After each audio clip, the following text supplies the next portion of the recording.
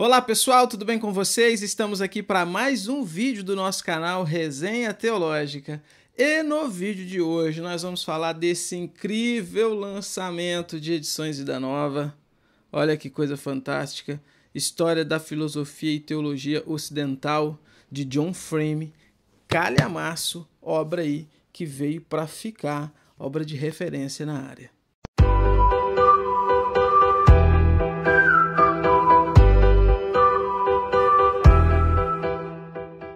O John Frame é bastante conhecido por aqui, ele já tem uma teologia sistemática lançada em português, já tem uma outra série de livros dentro dessa área da sistemática, né? Mas só que avulsos também lançado por aqui.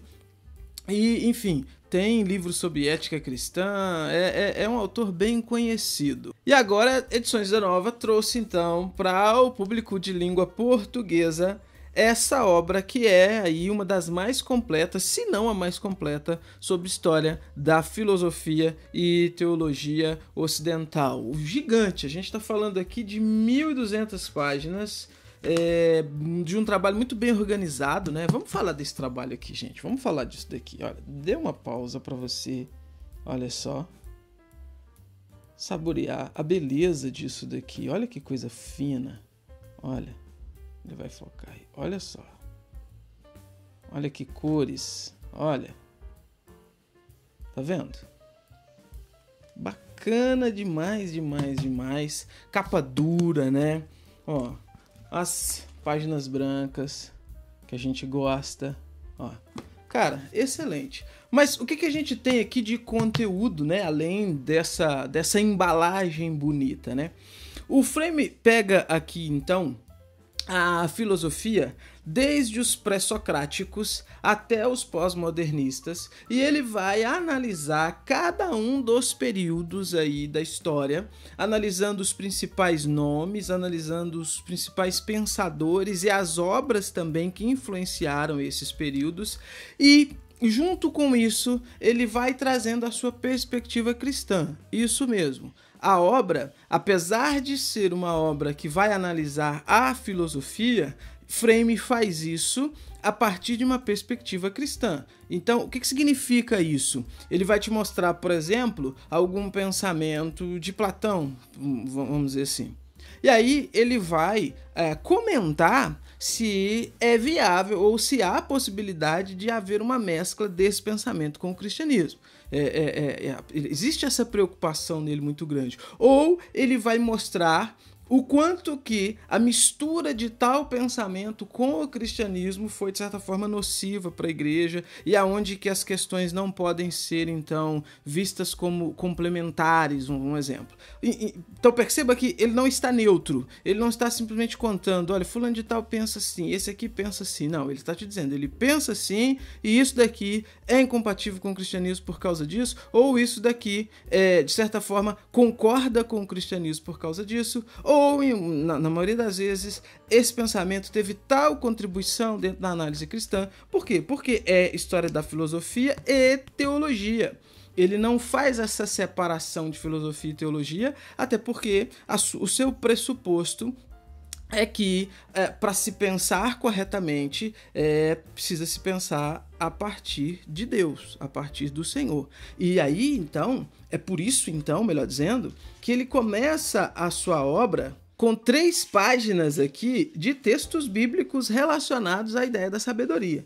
Tem aqui texto de Provérbios, tem texto dos Salmos, tem texto de Mateus, tem texto de Romanos, Coríntios, Tiago, enfim, uma lista bem extensa aqui de versículos para fundamentar essa ideia, então, de que pensamento, sabedoria desassociado de Deus é, de certa forma, loucura. O primeiro capítulo, então, que ele vai trazer é a filosofia e a Bíblia. E aí o que ele vai discutir aqui no Filosofia e a Bíblia? Ele vai mostrar como que a palavra de Deus, então, ela se ocupa também de pensar, de trabalhar o pensamento, de trabalhar o raciocínio, a sabedoria e tudo mais. E aí, olha, ele define, né? Ele traz a definição de sabedoria, a definição é comum, né? E ele traz a definição dele. Olha qual que é a definição dele. Ele diz assim, olha: defino filosofia como o esforço disciplinado de articular e defender uma cosmovisão. Uma cosmovisão é uma concepção geral do universo. A ciência geralmente busca o entendimento de aspectos particulares do universo. A química busca os aspectos químicos, a biologia, os biológicos e assim por diante. Mas a filosofia lida com as verdades mais gerais da realidade. O que é? Como sabemos? Como devemos agir? Cosmovisão, portanto, é uma designação apropriada para o objetivo da filosofia. Então perceba que o ponto de partida dele é trazer essa conceituação, né, de filosofia, trazer essa conceituação dele, depois de trazer o conceito geral, para, a partir daqui, então, começar a sua discussão. Aí depois ele traz uma parte aqui que eu achei interessante. Olha aqui, vê se vocês vão conseguir ver. Tá aqui, ó. Por que estudar filosofia, né? E aí ele vai citar Aristóteles, né, que vai dizer que todos os homens têm, por natureza, o desejo de saber. Vai citar Sócrates, que vai dizer que a vida não examinada não vale a pena. Mas aí ele expande a pergunta. Ele vai perguntar por que o cristão deve estudar a história da filosofia. E a resposta que ele traz aqui, então, para esse questionamento, por que o cristão, então, deve estudar a história da filosofia, é mostrar que, primeiro, estudar a história da filosofia e, consequentemente, a filosofia faz com que estudantes, pastores, pregadores, eles consigam afiar a sua capacidade de raciocínio. Eles consigam, então, melhorar a sua capacidade de pensar. Então, essa seria uma das respostas. A segunda é que ele vai dizer que a filosofia ela teve uma ampla influência sobre a teologia, no sentido de que, por exemplo, termos como natureza, substância, pessoa, que são doutrinas relacionadas à Trindade e à Cristologia, não são termos encontrados na Escritura Sagrada, mas são termos que a teologia pegou emprestado da filosofia para explicar certos conceitos, certas coisas relacionadas, então, à sua área. Então, a ideia dele é que quando você estuda a filosofia, você está expandindo o seu pensamento, enriquecendo o seu pensamento e enriquecendo o seu pensar teológico também. E ele traz um terceiro motivo, que é o fato de que antes do cristianismo e em períodos modernos e principalmente pós-modernos, os principais filósofos eles são ateus. Eles negam a existência de Deus. Então, estudar a filosofia acaba fazendo com que você tenha contato com essas mentes, que são mentes profissionais e por que não dizer, mentes sim brilhantes, num certo sentido, o que acaba contribuindo para o aspecto apologético, então, da nossa fé e da nossa teologia. Interessante esse questionamento e essas respostas que ele traz, né? Enfim, esse primeiro capítulo, então, é direcionado para essa discussão, filosofia e a Bíblia, né? Ele vai trazer aqui as subdivisões da filosofia, que seria, então, a metafísica, seria a epistemologia, teoria do valor, né, essas três áreas, relações entre essas três subdivisões. Ele vai mostrar que elas não são necessariamente autônomas, né, separadas, existe uma inter-relação entre elas.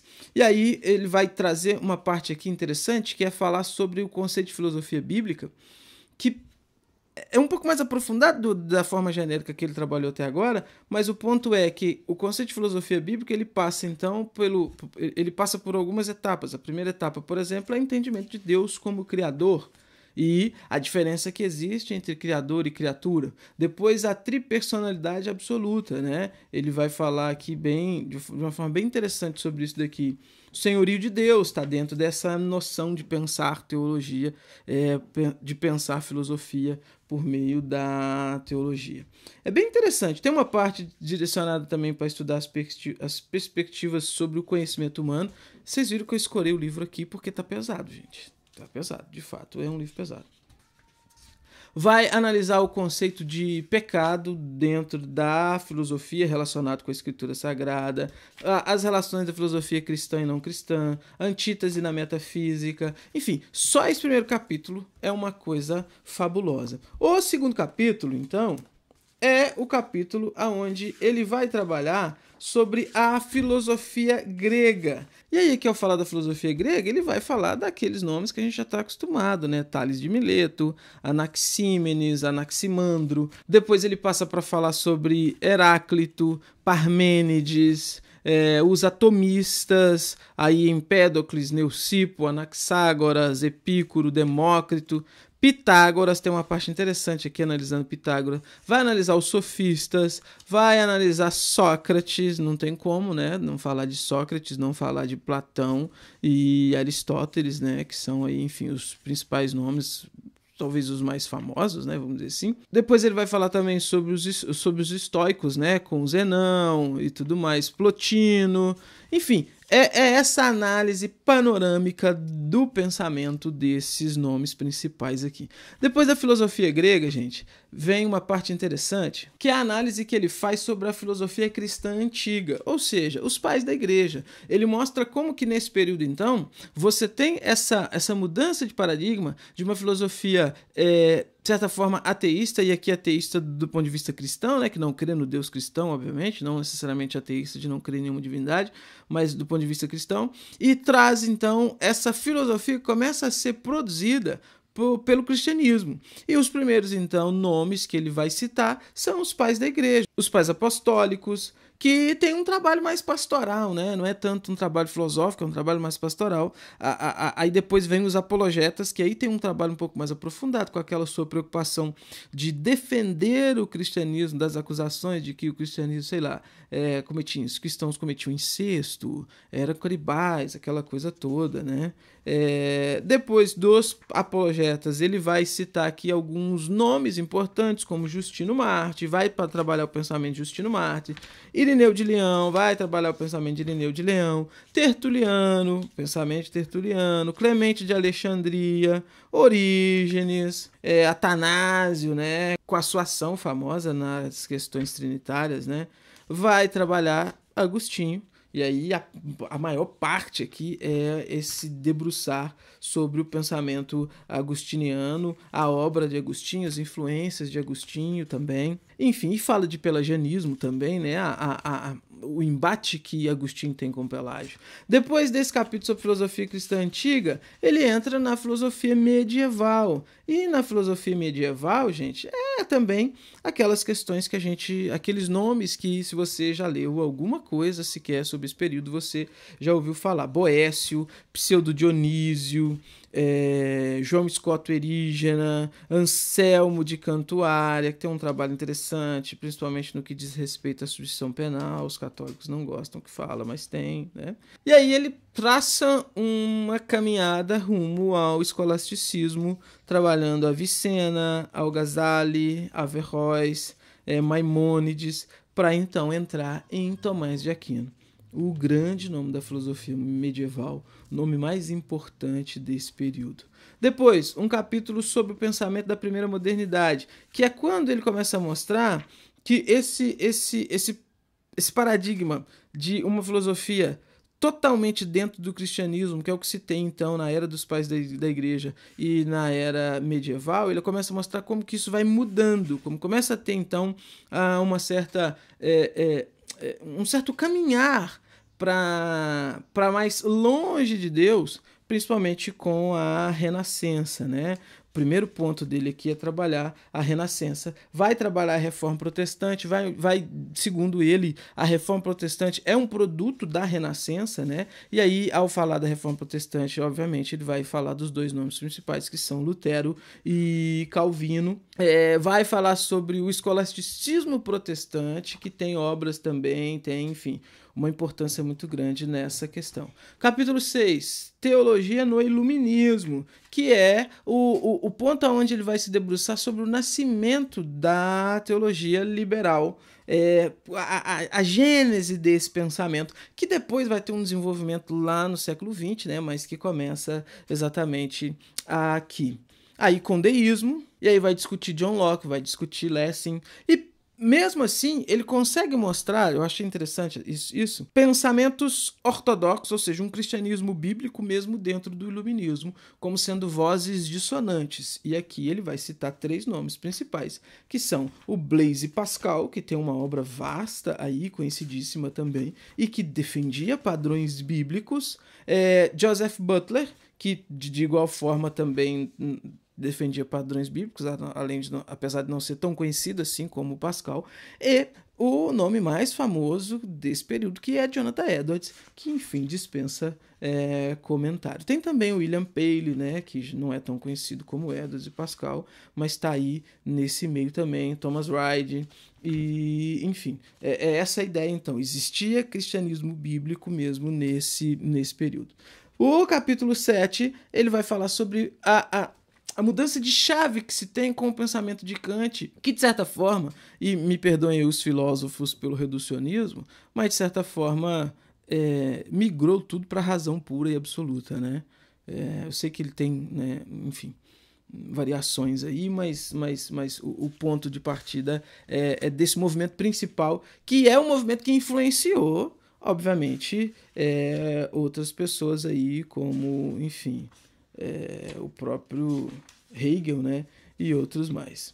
E aí, além de mostrar o pensamento de Kant, essa mudança de chave que a gente tem com Kant, ele mostra os nomes que Kant influenciou. Eu falei de Hegel, mas ele traz aqui também, por exemplo, Karl Marx. Ele vai dizer que Karl Marx foi extremamente influenciado pelo pensamento de Kant, só que Karl Marx dá um passo além, né, na exclusão total de Deus, enquanto Kant tem uma visão diferenciada de Deus, entendendo que, apesar da sua defesa da razão pura, mas entendia que havia espaço para Deus na vida cristã, vamos dizer assim, na vida comum, né? E aí, além de que Marx, ele vai citar aqui Schopenhauer, que também foi influenciado por Kant, Ludwig Feuerbach, deve ser assim que pronuncia, e tal. Gente, muito completo, muito completo. Esse capítulo sobre Kant é bem interessante. Ele se debruça mesmo sobre o pensamento kantiano, sabe? É bem interessante. Depois ele traz a teologia do século XIX, vai falar de Harnack, né? Não tem como falar, Ritschl. Depois, no capítulo 9, vai falar sobre Nietzsche, pragmatismo, fenomenologia, existencialismo, né?